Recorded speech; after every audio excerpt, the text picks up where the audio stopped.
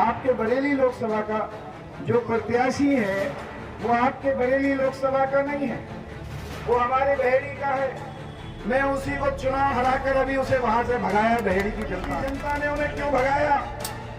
बरेली के लोगों, भोले भाले लोगों, बरेली के ईमानदार लोगों, बरेली के शरीफ लोगों, ये प्रत्याशी लुटेरा है और इसका भतीजा भी लुटेरा है। इसीलिए मुझे वहां की जनता ने, हिंदू मुसलमान सिख भाइयों ने 1.25 लाख वोट देकर मुझे चुनाव जिताया और इनको भगाने का काम। भारतीय जनता पार्टी के बड़े नेताओं के कल पर पत्थर पड़ गए हैं। एक ऐसे लुटेरे को बरेली लूटने का मौका देना चाहती है भारतीय जनता पार्टी, जो बहेड़ी में कोई जमीन नहीं बची जिस पर कब्रिस्तान को छोड़ा, न हिंदू भाइयों तुम्हारे शमशान को छोड़ा। ऐसा प्रत्याशी भारतीय जनता पार्टी ने आपके बीच में दिया है, इसे बरेली लूटने का मौका मत देना।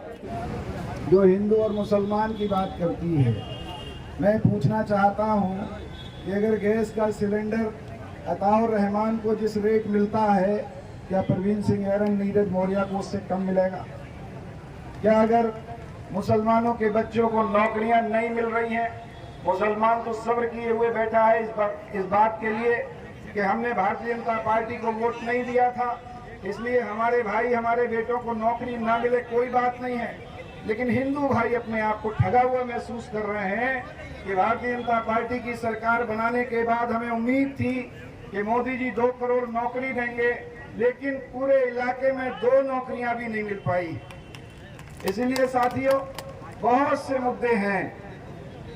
जहां तक आंवला के भारतीय जनता पार्टी के प्रत्याशी के बारे में अभी शिवचरण कश्यप जी ने बताया और आप सब लोग जानते हो, लेकिन क्योंकि वो वहीं के रहने वाले हैं। लेकिन मैं आपके बरेली लोकसभा का जो प्रत्याशी है वो आपके बरेली लोकसभा का नहीं है, वो हमारे बहेड़ी का है। मैं उसी को चुनाव हराकर अभी उसे वहां से भगाया। बहेड़ी की जनता ने, बहेड़ी की जनता ने उन्हें क्यों भगाया? बरेली के लोगों, भोले भाले लोगों, बरेली के ईमानदार लोगों, बरेली के शरीफ लोगों, ये प्रत्याशी लुटेरा है और इसका भतीजा भी लुटेरा है। इसीलिए मुझे वहां की जनता ने, हिंदू मुसलमान सिख भाइयों ने 1.25 लाख वोट देकर मुझे चुनाव जिताया और इनको भगाने का काम करा है। भारतीय जनता पार्टी के बड़े नेताओं के कल पर पत्थर पड़ गए हैं।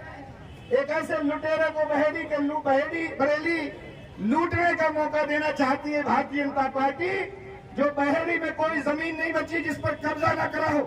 बहेड़ी कस्बे के चारों तरफ आप चले जाओ, शेरगढ़ जो अड्डा है वहां पर जो जमीन पे जो दुकानें बन रही है मार्केट, वो उन्हीं का भतीजा बनवा रहा है। आप बहेड़ी के उत्तर में चले जाओ, लास्ट में वहां जो मार्केट बनी है कब्जा करके उन्हीं का भतीजा बनवा रहा है। आप चले जाओ मोहम्मदपुर चौराहे पे पश्चिम में, वहां जो मार्केट बन रही है वो भी उन्हीं का भतीजा बनवा रहा है। वहां के लोग इतने परेशान थे कि आप बताओ, जिस गांव के रहने वाले हो जाकर पता कर लेना, दमखोदा गांव का रहने वाला है ये। वहां पर खास बिल्कुल मेन रोड पर कब्रिस्तान की जगह पर कब्जा करके इसने बारात घर बनवाने का काम करा है।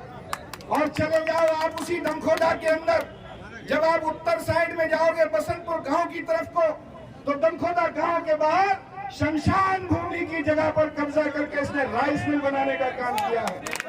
इसने न मुसलमानों के कब्रिस्तान को छोड़ा, न हिंदू भाइयों तुम्हारे शमशान को छोड़ा। ऐसा प्रत्याशी भारतीय जनता पार्टी ने आपके बीच में दिया है, इसे बरेली लूटने का मौका मत देना। और खासतौर से भाइयों, व्यापारी भाइयों, आपसे कहना चाहता हूँ कि ये फोन करके अगर धोखे में भी इसे मौका मिल गया तो फोन करके तुमसे जबरदस्ती पैसे मंगाने का काम करेगा और तुम जाओगे। इसलिए आपसे गुजारिश करता हूं, जिस तरह से बहेड़ी के लोगों ने इस लुटेरे भारतीय जनता पार्टी के कैंडिडेट को भगाने का काम करा है, बरेली के लोगों इसकी जमानत जब्त कराकर इस लुटेरे को यहाँ से भी भगाने का काम कर दो और माननीय प्रवीण सिंह एरन जी को यहाँ से सांसद बना दो। और पूरा भरोसा है, आप जाकर देख लो पश्चिम में। मैं कल रामपुर जो कमजोर समझते थे, आज की तारीख में रामपुर आपकी लोकसभा सीट जीत रही है चुनाव। पता कर लो, आप पहला राउंड पूरा का पूरा भारतीय जनता पार्टी का सफाया हो रहा है और इंडिया गठबंधन की सारी सीटें जीत रही है। इसी के साथ मैं एक बार फिर से आपसे गुजारिश करता हूं, इस लुटेरे का ध्यान रखना जो बहरी वालों ने भगाया है। इस लुटेरे का चाचा भतीजे आपने भी सुना होगा, दोनों लुटेरे हैं, इनका ध्यान रख लेना। और बरेली के लोगों जमानत जब्त करा के बरेली ने भगाया है, बरेली से भी भगाने का काम करना। आप सबका बहुत बहुत शुक्रिया, धन्यवाद।